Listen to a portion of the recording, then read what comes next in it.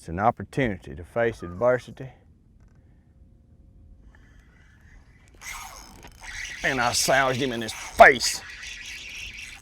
Oh, don't you do it, you little guy. Don't. I mean, I dropped on a few and couldn't catch them, and I made a long cast with it. You wouldn't think it would have been that much difference, but we're gonna try. He's just a fatty. All right, so you kind of went through some power baits. If I'm out on the ledges, I go through a rotation of a balling out jig, a big worm. I throw the Tokyo rig, I'm gonna throw a crankbait. But when there's no wind, bites tough, and especially, hear this if nothing else. If you know you're fishing a lake like Guntersville, Kentucky Lake, or Pickwick, where there's a ton of people in front of you and you're fishing a lot of community stuff, drop down to a drop shot. This is just a basic drop shot, 3/8 ounce tungsten weight. This is a little 2/0 BMC drop shot hook, quantum spinning rod, 6-to-1 ratio, 610 vapor rod right here. I got 10-pound braid on the back of it. I've got an 8-pound leader. The whole key to this deal is when I get on these big schools, I'll use my electronics, depending on the hummingbird, I'll pull on top of them and drop straight on them.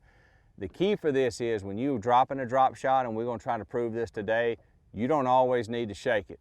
I mean, people get in this habit of dropping it down, they just want to shake it. I mean, like you're trying to feed popcorn to the pigeons. That's out.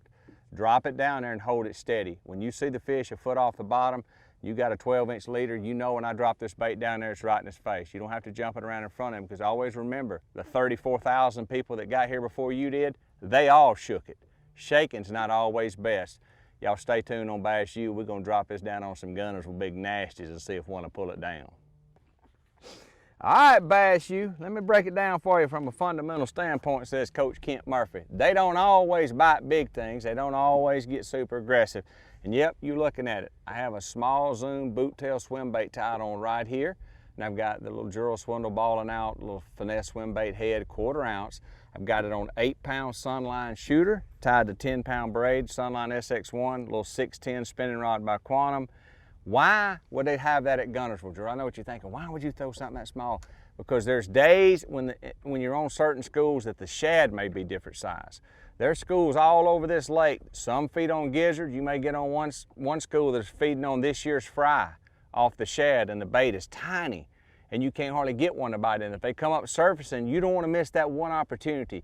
So this bait, I may have it laying here at the front deck of the boat, and I may not throw it most of the time on a school, but think about this. If I'm in a tournament situation and I pull up on this spot and I idle it and I see some fish here and I shut down, I catch 1 or 2 and they blow up and they're feeding on a little bitty shad, you can't just throw an 8-inch spoon in there or something. They won't bite it.